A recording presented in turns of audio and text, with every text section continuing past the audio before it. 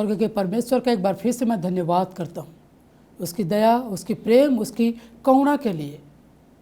वो परमेश्वर महान है जो अपने लोगों को बेपनाह मोहब्बत करता है, प्यार करता है।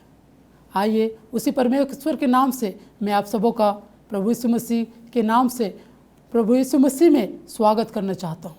ये समय जो परमेश्वर ने हमें दिया है ताकि उसके वचन को हम सीख सके, जान सके, उससे पहले कि उसके वचन में जाए, आइए हम एक छोटी सी दुआ करेंगे, प्रार्थना करेंगे। अपनी आंखों को बंद कीजिए, हम प्रार्थना में जाएंगे। स्वर्ग का परमेश्वर, आपसे हम प्रार्थना करते हैं प्रभु जी, आपके वचन को जब मनन करते हैं, जब उसको अध्ययन करते हैं, आपकी आशीष को चाहते हैं, आपके ज्ञान और बुद्धि को चाहते हैं। आज का वचन हर एक के हृदय में रफ जाए, ऐसी आशीष हमें प्रदान कीजिए। प्रभु यीशु मसीह के नाम से इस प्रार्थना को मांगते हैं, आमीन आमीन। आपको एक बात मैं बताना चाहता हूँ, जब कभी भी हम परमेश्वर के पास आना चाहते हैं, हम परमेश्वर को जानना चाहते हैं, उसमें बढ़ना चाहते हैं, हम सच्ची बातों को जानना चाहते हैं, सच्चे खुदा को जानना चाहते हैं, तो कुछ न कुछ परेशानी, कुछ न कुछ मुसीबतें, कुछ न कुछ ऐसी बातें हमारे जीवन में आती है जिसके वजह से हम कभी भी जो है परमेश्वर के पास नहीं आ सकते, कभी भी हम जो है परमेश्वर को नहीं जान सकते। क्यों? क्योंकि उसका जो विरोधी है, जो शैतान है, वो कभी नहीं चाहता कि हम जो है परमेश्वर को जाने, उस प्रभु यीशु मसीह को जाने जो जीवन का सोता है, वो जो जीवन का जल जिसके पास है, वो जो कहता है कि मैं जीवन का जल हूँ। इसलिए शैतान हमेशा कुछ न कुछ ऐसी रुकावटें, कुछ न कुछ ऐसी बाधाएं हमारे जीवन में लेकर आता है जिसकी वजह से हम जो है परमेश्वर से दूर और दूर चले जाते हैं, और हम उसी दुनिया में जो है, उसी चिंताओं में, उसी परेशानी में जो है हम खोए रहते हैं। और परमेश्वर का जो ध्यान है और परमेश्वर के जो हमें मन लगाना चाहिए, वो कभी भी हम लगा नहीं पाते, क्योंकि शैतान बहुत ही चालाक है, वो बहुत ही होशियार है, जो लोगों को गुमराह कर देता है, जो लोगों को भटका देता है। इसीलिए आज संसार में बहुत सारे ऐसे भाई बहन हैं, ऐसे मेरे बहुत सारे दोस्त हैं जो आज परमेश्वर को नहीं जानते, वो प्रभु यीशु मसीह को नहीं जानते, जो प्रभु यीशु मसीह से दूर हैं। आइए हम परमेश्वर के वचन से देखेंगे किस प्रकार से वो शैतान ने जो है, वो परमेश्वर के लोगों ने जब परमेश्वर को पुकारा, जब उसको आवाज़ दिया और जब उसकी ओर अपनी दृष्टि को लगाया, जब उसको जानना चाहा, उसके पास में आना चाहा, तो किस प्रकार से जो है उनको जो है वो परमेश्वर से गुमराह करने के लिए, परमेश्वर से दूर ले जाने के लिए कैसे कैसे उपाय, कैसे कैसे काम और कैसे कैसे षड्यंत्र और रणनीति जो है शैतान अब परमेश्वर के लोगों के साथ चलता है, उनके साथ रचता है। इन बातों को हम देखेंगे। यदि आपके पास बाइबल है, वो धर्मशास्त्र यदि आपके पास है, तो मेरे साथ खोल लीजिए वो निर्गमन की पुस्तक, उसके 5 अध्याय, और हम पढ़ेंगे उसके 5 अध्याय से। यदि हम पहला पद से यदि हम पढ़ते हुए जाएं, वहाँ पर इसराइलियों के बारे में बताया गया है। इसराइली जो कि परमेश्वर के चुने हुए लोग हैं, चुने हुए प्रजा है, उनके बारे में जो है इस निर्गमन की पुस्तक में लिखा हुआ है। ये इसराइली मिस्र देश में, वो गुलामी में है, वो दासत्व में है, बंधन में है। यहाँ पर हम देखते हैं कि परमेश्वर जब उनकी पुकार को सुनता है, उनकी आवाज़ को सुनता है, तो अपने एक दास मूसा को नियुक्त करता है और मूसा को एक सुसमाचार देता है। वो कहता है कि मैंने अपने लोगों की आवाज़ को सुना है, उनकी पुकार को सुना है, तुम जाओ उनको मेरा एक सुसमाचार दे दो कि तुम्हारे पितरों के परमेश्वर, वो इब्राहिम, इसहाक और याकूब के परमेश्वर ने तुम्हारी गिड़गिड़ाहट को, वो तुम्हारे आंसुओं को देख लिया है, वो उसने सुन लिया तुम्हारी पुकार को। और जब इस सुसमाचार को लेकर और मूसा जब मिस्र देश में आता है, जब इसराइलियों के पास जाता है, उनको कहता है कि तुम्हारे पितरों के परमेश्वर ने तुम्हारी पुकार को सुन लिया है, वो तुम्हारे कराना को देख लिया है, उसने मुझे भेजा है, उसने कहा है कि मैं अपने लोगों को उस गुलामी से, उस बंधन से छुटकारा देकर लेकर जाऊंगा। जब ये सुसमाचार जब वो लेकर आता है, जब इसराइलियों को पता चलता है, इसराइली बहुत ही आनंदित होते हैं, वो परमेश्वर की सजदा करने लगते हैं, उसके धन्यवाद देने लगते हैं कि परमेश्वर ने हमारी पुकार को सुना है, उसने हमारी आवाज़ को सुना है। लेकिन जैसे ही ये बात फिर उनको पता चलता है, वो फिर जो है बौखला उठता है, वो जो है क्रोध से झन्ना उठता है, वो जो है गलत गलत षड्यंत्र रचने लगता है। वो नहीं चाहता कि इसराइली जो है मिस्र से बाहर जाए, वो चाहता था इसराइली हमेशा दासत्व में रहे और उसके लिए काम करे, उसके लिए ईंटें बनाए। और इसीलिए जो है वो फिर नाखुश हो जाता है, वो खुश नहीं होता जब उसको पता चलता है कि मूसा जो है उनको ले जाने के लिए मिस्र में आया है और वो जो है बहुत ही जो है क्रोधित हो जाता है। और फिर उसके बाद हम देखते हैं कि किस प्रकार से जो है वो षड्यंत्र रहता है, किस प्रकार से चाले चलता है इसराइलियों को जो है परमेश्वर से दूर करने के लिए, वो परमेश्वर को उन आशीषों से दूर करने के लिए। आइए हम उसी धर्मशास्त्र से निर्गमन उसके 5 अध्याय से हम देखें। वहाँ पर यदि हम 4 पद से पढ़ें, वहाँ पर इस प्रकार से लिखा है,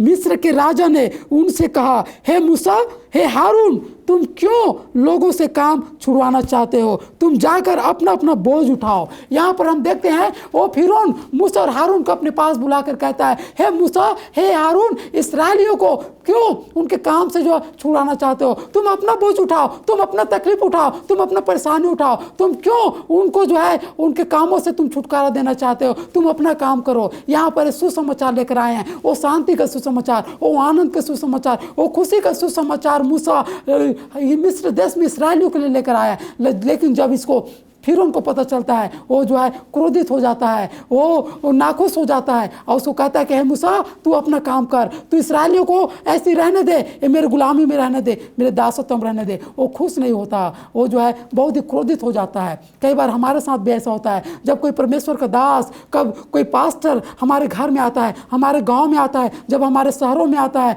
जब वो हमें प्रभु यीशु मसीह के बारे में बताता है कि मेरे पास एक सुसमाचार है, वो सुसमाचार का जो नायक वो प्रभु यीशु मसीह है, जो आपसे प्यार करता है, जो आपके लिए अपने आप को दे दिया, आपके लिए उसने अपने आप को बलिदान कर दिया ताकि आप अनंत जीवन प्राप्त करो, वो शांति प्राप्त करो, वो हमेशा की जिंदगी प्राप्त करो। जब ये समाचार, जब ये सुसमाचार, जब वो दास आपको सुनाता है प्रभु यीशु मसीह के नाम से, तो शैतान चुप नहीं बैठता, शैतान बहुत ही क्रोधित हो जाता है, वो झल्ला उठता है, वो नहीं चाहता कि कोई भी बचाया जाए। वो परमेश्वर के हर एक सृष्टि को, वो परमेश्वर के बनाए हुए हर एक चीज को वो नाश करना चाहता है। इसीलिए वो कभी भी खुश नहीं होता, वो हमेशा जो क्रोधित रहता है। और वो बहुत ही शातिर है, बहुत ही चालाक है, जो परमेश्वर के लोगों को परमेश्वर से दूर करना चाहता है, उनको गुमराह करना चाहता है। यहाँ पर हम देखते हैं कि वो मूसा और हारून को बुलाकर कहता है, तुम अपना काम करो, तुम अपना बोझ उठाओ, तुम अपना दुख उठाओ, उनको जैसी हालत में है, जिस परिस्थिति में है, उनको रहने दो। और इस प्रकार से जो है फिरौन,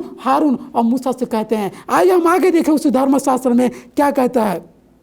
और फिर उन्होंने कहा, सुनो, इस देश में वो लोग बहुत हो गए हैं, फिर तुम उनको परिश्रम से विश्राम दिलाना चाहते हो। और यहाँ पर फिर मूसा और हारून से कहता है, इस देश में बहुत उनकी संख्या बढ़ गई है, उनकी संख्या जो बढ़ती जा रही है, और तुम उनको विश्राम दिलाना चाहते हो। और इस प्रकार से जो है फिर मूसा और हारून से कहता है। और नीचे में यदि हम देखें, यहाँ पर फिर एक चाल चलता है, एक रणनीति रचता है। और क्या कहता है फिर हम देखेंगे उसके 5 अध्याय 6 पद से यदि पढ़ें तो इस प्रकार से लिखा है, फिर ने उसी दिन उस परिश्रम करने वालों को जो उन लोगों के ऊपर थे और उनके सरदारों को यह आज्ञा दी, तुम जो अब तक ईंटें बनाने के लिए लोगों को पुआल दिया करते थे, वह आगे को न देना, वे आप ही जाकर अपने लिए पुआल इकट्ठा करें। ये देखिए फिर उनकी चाल देखिए, क्योंकि जैसे सुसमाचार इसराइलियों के पास पहुंचा, उनको पता चला कि उनके पितरों के परमेश्वर ने जो है उनके आंसुओं को देखा है, उनके गिड़गिड़ाहट को, उनकी पुकार को सुन लिया है, और अब उन्हें उस गुलामी से आज़ाद करना चाहता है, उस देश में ले जाना चाहता है जिसे उसने उनके पितरों से वादा किया था परमेश्वर ने कि मैं तुम्हें ऐसे देश में लेकर जाऊंगा जहाँ पर दूध और मधु की धारा बहती है। ऐसे देश में ले जाने के लिए जब परमेश्वर अपने दास मूसा को भेजता है, और जब सुसमाचार जब इसराइलियों को पता चलता है, जब इसराइली खुशी मना रहे हैं, आनंद मना रहे हैं कि आज परमेश्वर ने हमारी पुकार को सुन लिया, और परमेश्वर के नज़दीक में जाना चाहते हैं, परमेश्वर की उपस्थिति में रहना चाहते हैं, परमेश्वर के साथ जीवन बिताना चाहते हैं। लेकिन यहाँ पर हम देखते हैं फिरौन उससे नाखुश हो जाता है, वो खुश नहीं होता, वो बहुत ही क्रोधित हो जाता है। और उनको जो है परमेश्वर से दूर करने के लिए वो जो है क्या करता है, वो जो पहले पुआल दिया करता था ईंट बनाने के लिए, उन सरदारों को बुलाता है अपने पास, उनको बुलाकर कहता है, आज के बाद तुम कभी भी उनको पुआल मत देना। ओ जितने ईंटें उनसे तुम बनवा कर लेते थे उतने ईंटें बनवाना, तुम उनको कहने को खुद पुआल जो है ढूंढ के लाया करे, और जितने ईंटें वो जो पहले बनाते थे उतने ईंटें अब भी बनाए। ऐसे क्यों किया? क्यों इस प्रकार से जो है फिरौन ने इसराइलियों के साथ बर्ताव किया? पहले ऐसा नहीं करता था, लेकिन सुसमाचार आने की वजह से उसने ऐसा बर्ताव किया, क्योंकि उनको पता है यदि मैं इसको पुआल दूं तो इनका जो मन है, इनका ध्यान है, हमेशा परमेश्वर की ओर लगा रहेगा, ये हमेशा उसे प्रार्थना करते रहेंगे, उनकी जय जयकार करता रहेगा, और ये जो लोग हैं परमेश्वर में वो बढ़ते जाएंगे और परमेश्वर इनकी मदद करेगा। आओ मैं इस प्रकार से इनको काम दूंगा, ऐसा इनको व्यस्त कर दूंगा ताकि ये जो है कभी भी जो है परमेश्वर के बारे में सोचेंगे नहीं, कभी भी जो है इस गुलामी से, इस दासत्व से निकल कर और बाहर जाने के बारे में कभी नहीं सोचेंगे। इसीलिए उनके काम को बढ़ाया गया। आज बहुत सारे लोग हैं जो इस संसार में खोए हुए हैं, बहुत ही व्यस्त हैं, उनकी जिंदगी में बहुत ही बिजी हैं। वो कोई तो अपने नौकरी में बिजी है, और कोई अपने परिवार, अपने बच्चों को संभालने में व्यस्त है, और कोई अपने कामों में व्यस्त है। लेकिन किसी को आज परमेश्वर का ध्यान नहीं, कोई परमेश्वर की ओर अपने मन को नहीं लगा रहा है, क्योंकि शैतान बहुत ही चालाक, बहुत शातिर है। वो नहीं चाहता कि कोई भी व्यक्ति जो है परमेश्वर के ओर अपने मन को लगाए, क्योंकि उसको पता है जिस दिन कोई व्यक्ति परमेश्वर की ओर अपनी दृष्टि लगाता है, प्रभु यीशु मसीह की ओर वो अपनी आंखें लगाता है, और उस दिन यीशु मसीह के नाम से बचाया जाएगा। इसीलिए वो क्या करता है, लोग को वो व्यस्त करके रखा है। वो जो है लोग कई परिवार में व्यस्त हैं, वो कई महिलाएं तो किचन में व्यस्त रहते हैं, और रसोई घर में व्यस्त रहते हैं, वो कई लोग जो है अपने ऑफिस में व्यस्त रहते हैं, कई लोग खेलने में व्यस्त रहते हैं, और कई लोग नाना प्रकार के कामों में व्यस्त हैं। उनको जो है परमेश्वर की ओर ध्यान ही नहीं जाता, क्योंकि शैतान जो है लोगों को व्यस्त करके रखा है। जिस प्रकार से यहाँ पर जैसे सुसमाचार उनके पास आया, वो फिरौन ने एक चाल चला, वो उसको पता था मैं यदि इनको व्यस्त कर दूंगा कामों में, तो ये जो इस्राएली हैं कभी भी उनको सोचने का मौका नहीं मिलेगा। वो परमेश्वर के बारे में नहीं सोचेंगे, वो आज़ादी और स्वतंत्रता के बारे में नहीं सोचेंगे। उनका जीवन हमेशा गुलामी में रहेगा और दासत्व में रहेगा, और मेरे लिए हमेशा काम करते रहेंगे। इस प्रकार से वो फिरौन जो उनके साथ जो है चाल चलता है, और उनके सरदारों को कहता है आज के बाद कभी भी पुआल मत देना। और जितने ईंटें पहले बनवा कर लेते थे, आज भी उतने ही ईंटें बनवा कर लेना। इस प्रकार से जो है फिरौन उनको आज्ञा देता है। आइए हम आगे देखें। तो अभी जितने ईंटें अब तक उन्हें बनानी पड़ती थी, उतने ही आगे को भी उनसे बनवाना। ईंटों की गिनती कुछ भी न घटाना, क्योंकि वे आलसी हैं। इस कारण यह कहकर चिल्लाते हैं हम जाकर अपने परमेश्वर के लिए बलिदान करें।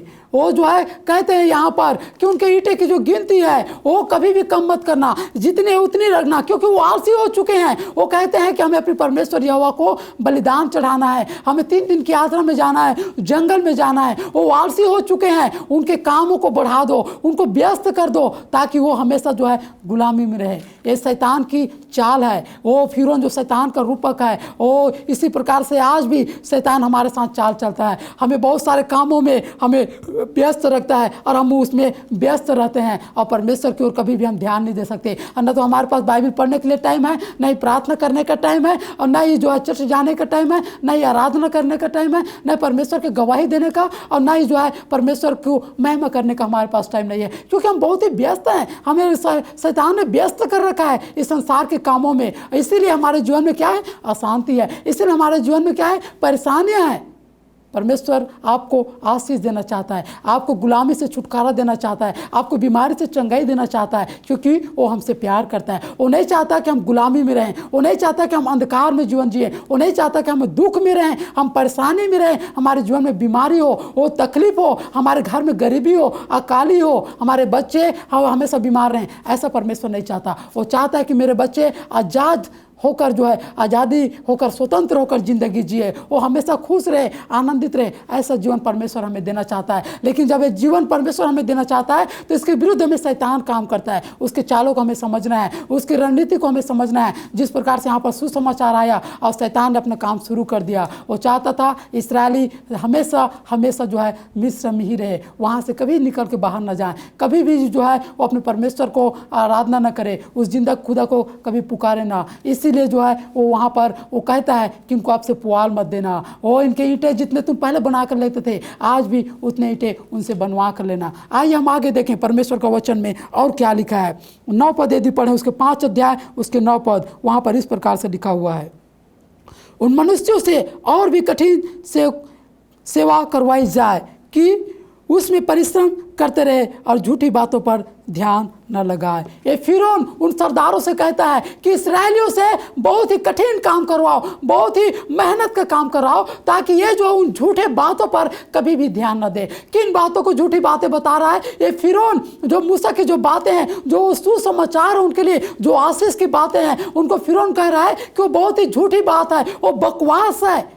उनको कहता है उनको काम में इतना व्यस्त कर दो, इतना कठिन सेवा उनसे करवाई जाए ताकि वो झूठी बातों पर कभी भी ध्यान न दे। आज जब कोई आपके घर में आता है, कोई सुसमाचार आपको सुनाता है, जब बताता है कि प्रभु यीशु मसीह आपके लिए मारा गया, आपके पापों के लिए मारा गया, आप विश्वास कीजिए प्रभु यीशु मसीह आपको निजात देना चाहता है, मोक्ष और मुक्ति देना चाहता है। उस समय हम जो है उस पर ध्यान नहीं देते। क्यों? क्योंकि हम शैतान के बंधन में हैं, हम शैतान के दासत्व में, शैतान के गुलाम में हैं, और शैतान जो है उस समय हमें जो है बहुत सारे बातों में व्यस्त कर देता है, और ये सारे बातें हमें झूठी लगने लगती है। और प्रभु यीशु मसीह के जो बलिदान है वो हमें झूठ लगने लगता है, उसका प्यार जो है वो हमें झूठ लगने लगता है, उसकी दया, उसकी करुणा, ये सारी बातें हमें बकवास लगने लगती है। जिस प्रकार से यहाँ पर फिरौन कहता है कि उनसे कठिन सेवा करवाई जाए ताकि वो झूठी बातों पर कभी भी ध्यान न दे। इसीलिए आज बहुत सारे लोग हैं जो परमेश्वर से दूर हैं, और जो परमेश्वर के पास तो आना चाहते हैं, लेकिन शैतान उनको कहता है झूठी बातें हैं, इसमें कोई फायदा नहीं, ये बकवास है,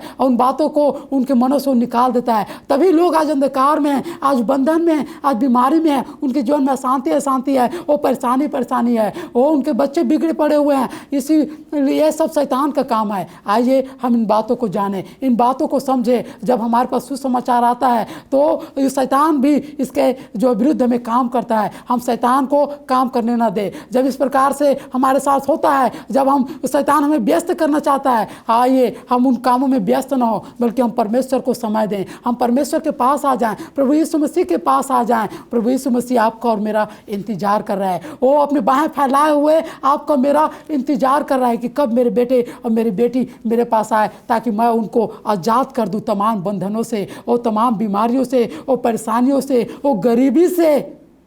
प्रभु यीशु मसीह आपको मुझको आज़ाद करना चाहता है। जिस प्रकार से वो परमेश्वर पिता इस्राएलियों को जो गुलामी में थे, जो दासत्व में थे, उनको आज़ाद करने के लिए एक दास भेजता है, वो मूसा और हारून को भेजता है, और उनको जाकर वो सुसमाचार सुनाते हैं। लेकिन फिरौन वो नहीं चाहता, उनको कामों में व्यस्त कर देता है, उनको इतना व्यस्त कर देता है ताकि वो परमेश्वर को ध्यान न लगा सके। उनको कहता है कि झूठी बातें हैं, जबकि वो सच्ची बात थी। परमेश्वर उनको वहाँ से आज़ाद करके छुड़ा के एक ऐसे देश में ले जाना चाहता था जहाँ पर दूध और मधु की धारा बहती है, जहाँ पर परमेश्वर की उपस्थिति, जहाँ पर परमेश्वर की आशीष, जहाँ लोग परमेश्वर की जय जयकार करने जा रहे थे। लेकिन फिरौन जो है उनको जो है रोकना चाहता था, वो बाधा, वो व्यस्त कर दिया उनके जीवन को, ताकि वो उस सच्चे परमेश्वर को न जान सके, उसको ग्रहण न कर सके। हमारे साथ भी ऐसा होता है। आइए हम उस परमेश्वर को जाने, उस सच्चे परमेश्वर को जाने, उसके पास आ जाए। यदि हम और नीचे में देखें तो वहाँ पर जो है इस्राएलियों के साथ जब ऐसा बर्ताव किया गया फिरौन,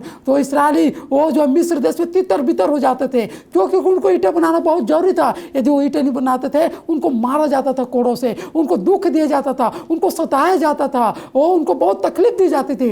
इसीलिए वो मिस्र में पूरे फैल जाते थे, वो जगह जगह जाकर पुआल इकट्ठा करते थे, वो दिन भर पूरा व्यस्त रहते थे, वो थक जाते थे, वो बहुत ही जो है वो थक कर वो जो है जब रात में वापस घर आते थे तो सो जाते थे, और सुबह उठते थे फिर से काम के लिए चले जाते थे। उनका जिंदगी को फिरौन ने इतना व्यस्त कर दिया था, वो इतना व्यस्त कर दिया था, उनके पास एक सेकंड नहीं था कि वो परमेश्वर को याद कर सके, क्योंकि उनको हमेशा चिंता रहती थी कि हमें पुआल लाना है, कहीं से ढूंढ के लाना है, और ढूंढने के लिए चले जाते थे। यदि उनको न लाए तो लोग जो है उनको मारते थे, उनको सताते थे। इसीलिए वो जो है हमेशा जो है इस बात की चिंता में थे, और जो परमेश्वर की ओर अपने मन को नहीं लगा सके, जो सुसमाचार जो उनके लिए आया था उसकी ओर वो ध्यान न दे सके, बल्कि वो कुड़कुड़ाने लगे और मूसा के विरुद्ध बोलने लगे। आइए हम देखें हैं मूसा के विरुद्ध उन्होंने क्या कहा। यदि उसके हम 20 पद से पढ़ें तो उस प्रकार से लिखा हुआ है, जब वे फिरौन के सम्मुख से बाहर निकल आए तब मूसा हारून जो उनसे भेंट करने के लिए खड़े थे उन्हें मिले,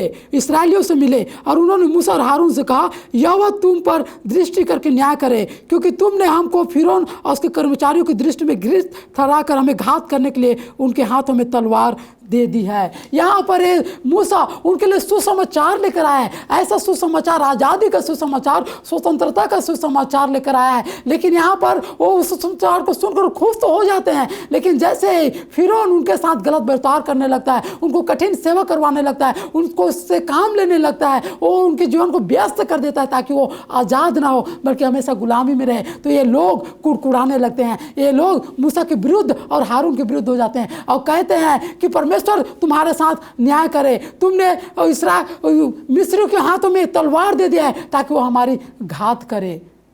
कई बार जब हम भी प्रभु यीशु मसीह में आते हैं, प्रभु यीशु मसीह को ग्रहण करते हैं, जब उसके सुसमाचार को ग्रहण करते हैं, तो हमारे जीवन में भी इसी प्रकार से शैतान बहुत सारे समस्या को लेकर आता है। कई बार हम बीमार पड़ जाते हैं, कई बार हमारे घर में पैसे नहीं होती, कई बार हमारे जो घर के जो भंडार है उसमें जो है कमी आ जाती है, और लोग देखकर कहते हैं तुमने तो प्रभु यीशु मसीह को ग्रहण किया है, तुम्हारे घर में बीमारी क्यों है, तुम्हारे बच्चे हमेशा बीमार क्यों रहते हैं, ओ तुम्हारे घर में शांति क्यों है, तुम्हारे घर में तो शांति होना चाहिए, क्या बात है। और लोग जो है हम इस प्रकार से ताना मारने लगते हैं, और लोग हमारे विरुद्ध में बातें करने लगते हैं। आप घबराइए मत, आप डरिए मत। आप ये ना सोचिए कि प्रभु यीशु मसीह आपके साथ नहीं है, आप ये ना सोचिए कि प्रभु यीशु मसीह ने मुझे छोड़ दिया है। प्रभु यीशु मसीह आपके साथ है। उसने आपको शैतान के उस बंधनों से आज़ाद किया है, शैतान के गुलामी से आपको स्वतंत्र किया है। वो प्रभु यीशु मसीह आपके साथ है, उसके वायदे आपके साथ है। वो कहता है जगत के अंत तक सदैव मैं तुम्हारे संग और साथ रहूंगा,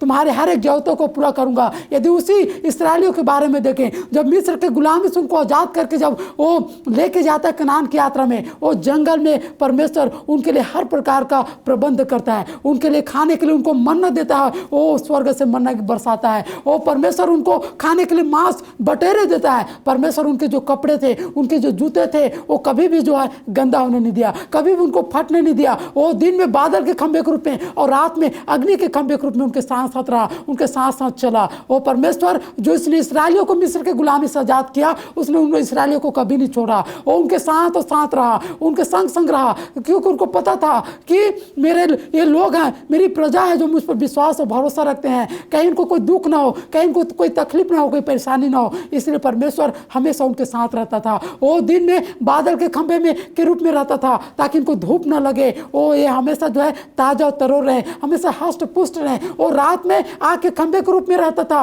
ताकि इनके पैर को कोई ठोकर न लगे, इनके पैर में कोई कांटा न गड़े। वो इसीलिए जो है वो परमेश्वर उनके संग और साथ रहता था। वही प्रभु परमेश्वर जिसने आपको मुझको आजाद किया है प्रभु यीशु मसीह में, वो पापों के बंधन से हमें मुक्त किया है, वो आज आपके साथ और मेरे साथ है। वो हमें आशीष देना चाहता है। आप घबराइए मत, आप डरिए मत। वो हर क्षण हर समय हमारे साथ है। हम भले उसको देखते नहीं है, लेकिन आप उसको महसूस कर सकते हैं। आप प्रार्थना कीजिए, परमेश्वर के वचन को पढ़िए, वो आराधना कीजिए, आराधना के गीत गाइए। आप परमेश्वर की उपस्थिति अपने जीवन में महसूस करेंगे, वो परमेश्वर की आशीष अपने जीवन में महसूस करेंगे, क्योंकि वो हमारे संग और साथ है। जिसने हमें आज़ाद किया है, जो इसने हमें गुलामी से छुड़ाया है, वो प्रभु यीशु मसीह हमारे साथ है। आज जितने लोग जो मेरी आवाज़ को सुन रहे हैं, जो आज परमेश्वर के वचन को सुन रहे हैं, परमेश्वर का वचन कहता है कि तुम मेरे बेटे और तुम मेरी बेटियां हूँ, मैं तुम्हारा परमेश्वर हूँ जिसने तुम्हें मिस्र की गुलामी से छुड़ा कर लाया। यदि आज कोई मिस्र की गुलामी से छूना चाहता है,